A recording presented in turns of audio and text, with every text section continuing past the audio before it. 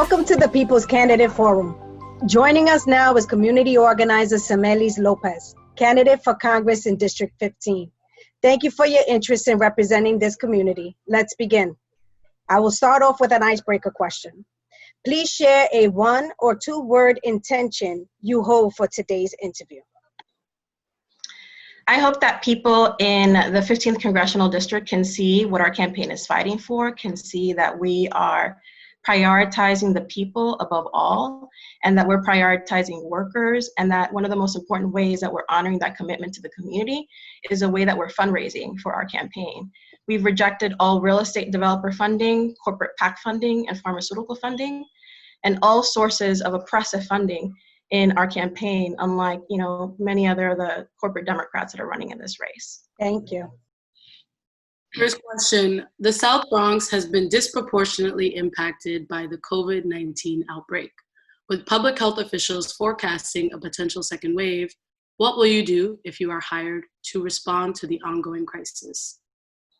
I think that one of the most important things that we can do is defer to the medical community and the scientific community. In my view, the way that this crisis was handled in New York City, we could have taken lessons from Seattle, Washington, because they all prioritize the scientific community and the medical community and everything that they did. And because of that, Seattle was able to save thousands of more lives than New York was able to save. So I think that in crises like these, it's not the elected leaders that should be in front. It should be that you defer to people that are experts in the community so that we can save lives. Thank you. In regards to criminal justice reform and jails, Congressman Jose Serrano has stood with a large contingent of community members who oppose the city's plan to build a new jail in Mott Haven. What is your position on this plan, which would put the new jail on a plot of land already earmarked by the community for an affordable housing development? And what have you done or what will you do to advance your position on this? Well, I've been speaking out against this plan since day one. I have stood against the $11 billion that was earmarked in the city council to build these 4 new jails throughout the city. I think that what we need to do is take that funding and demilitarize the police and defund the police so that those savings can instead be invested in domestic programs for the community in terms of housing, in terms of education, reparations for the Black community, and community development overall, and community land trusts. So I think that those savings need to be used not for advancing the prison industrial complex, but for making sure that we have funding to address the root causes of poverty here in the community. Thank you. I have another quick question for you. Please complete the following sentence. Today I want to make the world. Today I want to make the world a place where people don't have to worry about hunger. Thank you. Thank you. The next question is about public housing. Residents of NYCHA have been facing deplorable conditions for decades due to federal underfunding. What will you do to fix public housing with less public funding available than ever because of the current economic crisis?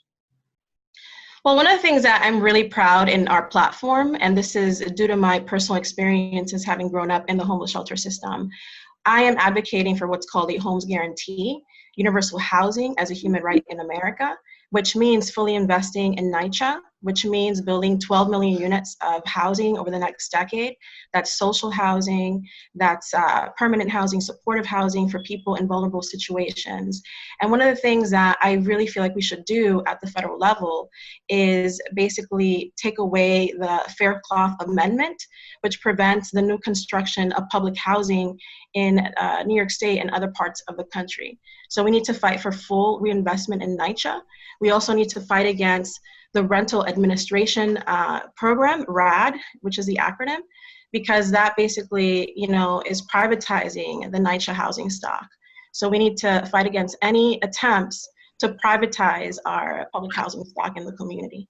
Thank you. And we also need to work alongside state and local entities so that we can get the rest of the funding that we need, because we not only are owed funding from the federal government, we're also owed funding from the governor and the mayor as well, in terms of NYCHA. Thank you. Still on the subject of housing, I want to move over to affordable housing. Who is it really affordable for? Community members have embraced community land trusts, which take property off the speculative real estate market to develop deeply affordable housing. What specific actions will you take to ensure affordable housing and home ownership for the people in our community?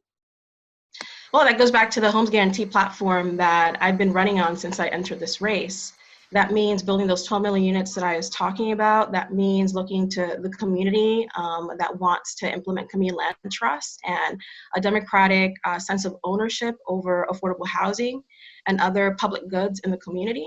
That means decommodifying the building of housing. That means building housing that's for people and not for profit. And that means taking on the real estate developer industry and predatory land speculative practices that artificially increase the cost of rent. And then, that also means if you are vying to represent any community at the political level, that you have to reject real estate developer funding, especially if it's luxury real estate developer funding, and anything that we do so that we can uphold the values of the housing justice movement space in the community. Thank you. In regards to arts and culture, a majority of the creative workforce, artists in all disciplines and freelancers or seasonal workers, COVID-19 has resulted in a dramatic loss of income. What would you do to help creative workers overcome these challenges? One of the things that I'm really passionate about in our platform is that I've always advocated for what's called worker cooperatives, so that people in the community can have more of a sense of ownership over the job creation process. And I'm really passionate about things like economic democracy, because right now the economy here in this country is not organized based on the people. It's organized by corporate lobbyists and the corporate elite that basically call the shots and write the tax code. So I think that we need to look at that, revise the tax code, making sure that we don't continuously have corporate bailouts as we've seen throughout the whole time of the coronavirus epidemic. We need to fight so that we can get a people's bailout, because it's the workers, the artists, the immigrant communities here that create the wealth in this country. And we need to rectify the imbalance that exists between the 1% and the 99% and engage in a radical redistribution of economic, social, political power that flows from the corporate elite to people here in the community, like, my neighbors here in the 15th Congressional District. Thank you, Samelys. Thanks. Next question is about small business. Small businesses in our district were already hurting because of rent hikes, the influx of big box stores, and online sales. Now, with the latest crises, COVID and looting, they have fallen further behind. What would you do to restart small businesses and promote entrepreneurship? Mm-hmm. Well, I have a comment about that. I think that what we've seen throughout the country right now is that there's a lot of unrest because of what's happening and the fact that George Floyd was murdered in front of everyone's eyes. So I think that we need to direct those questions to the law enforcement agencies throughout this country and put the intention where it needs to be in terms of why it was that we had a state-sanctioned murder that happened in front of everybody's eyes in this country. And I think that the actions that have been taken by the mayor have criminalized the protests. So I just wanted to, put that out there, that we need to stand in solidarity with people that are protesting right now as it relates to criminal justice reform. And as it relates to the question that you asked about small businesses, I absolutely agree. I've been having a lot of conversations with people that own businesses here in the community that have not seen the benefits flow from the SBA at the federal level to them, because they feel that it's a lot of discrimination, especially women of color owned businesses have faced a lot of discrimination in terms of the underwriting practices, because the banks are like, well, we don't know if we can loan you these funds because you're just not bankable, because of where they live, where they come from, what they look like. So that's something that we need to address, the systemic racial issues that has existed as it relates to this coronavirus epidemic, because the funds are not getting to the local businesses. And at the local level, we need to fight for things like the Small Jobs Survival Act, which is basically advocating for small businesses, making sure that they have long-term leases, making sure that the property taxes of the landlords that they occupy space in, get passed off to the commercial tenants. So that's something that, we should raise more awareness about and, really challenge the city council to do the right thing and adopt that piece of legislation, because I think that would make a big difference in people's lives. Thank you. Next question is a really important one that comes to us from community members looking for a specific answer here. How would you provide teeth to the community-driven solutions that have been articulated over the years by many of the organizations hosting this forum and others that you have recently engaged? Mm-hmm. Right. So, I mean, I stand in solidarity with every community-based organization in the Bronx. I know that there is a Bronx-wide platform that's grassroots-driven, that's about a federal jobs guarantee, homes guarantee, advocating for community land trust, demilitarizing and defunding the police. I stand with all of that. I think the real question is, we understand that we have the same values and we're fighting for the same things, but how are we going to pay for it? And I think that in terms of how we can pay for these ambitious policy proposals, we could basically look at rolling back tax cuts of the last 20 years, $2 trillion under Trump, $6 trillion under the Bush administration. I think that we need to tax Wall Street and take away from the corporate elite to give to the poor. We need to look at Elizabeth Warren's wealth tax of 2%. We need to engage in financial transactions taxes. We need to eliminate the capital gains preference, which all of these things combined would waste trillions to pay for the ambitious policy proposals that collectively here, activists and community-based organizations have been fighting for generations. Thank you. I have another quick hitter question. Please answer yes or no. Do you think drug use is a criminal justice concern? Yes. A climate change question. As our representative, how will you make sure your federal leverage addresses the South Bronx's vulnerability to climate change impacts? I think that we absolutely need to take guidance from the existing environmental justice movement space that has bared the brunt of environmental injustice here in the community for decades. I'm a big supporter of the Green New Deal that Alexandria Ocasio-Cortez, who has endorsed our campaign, has been fighting for since she became a congresswoman. But I do think that any implementation of a Green New Deal has to be led by existing community-based organizations like the Point CDC, like Nos Quedamos, like other organizations that have been here for generations, so that we can shape what that implementation is going to look like. And in terms of local hiring as well, that can be connected to a federal jobs guarantee, because we should think about reaching out to people here locally that can access the green jobs of the future. And we need to decarbonize the New York City Housing Authority as well, because a lot of them are living with moldy conditions. So there's a lot that can be done.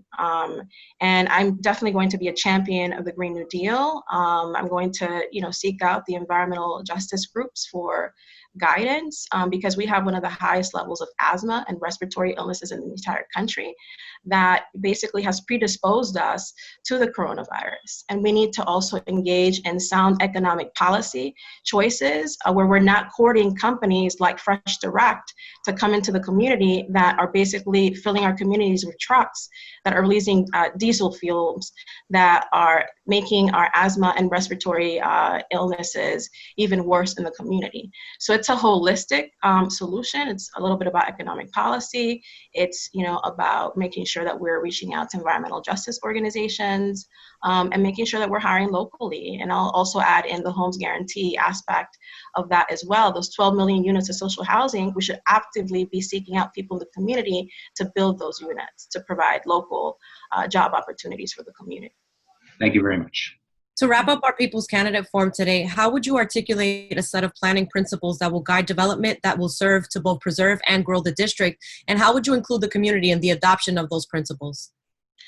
Definitely. So I actually have a background in urban planning, and I have a master's in urban planning from the Wagner School of Public Service. So urban planning is definitely something that's very important.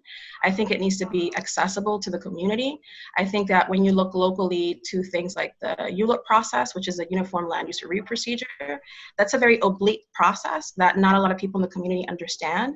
And we need to demystify the planning process at every step of the way. So when there's a hearing on a development that's coming into the community, when there's an environmental hearing on proposed environmental impacts that a project could be bringing into the community, that the community, knows generally, to participate at the very early stages, if not before.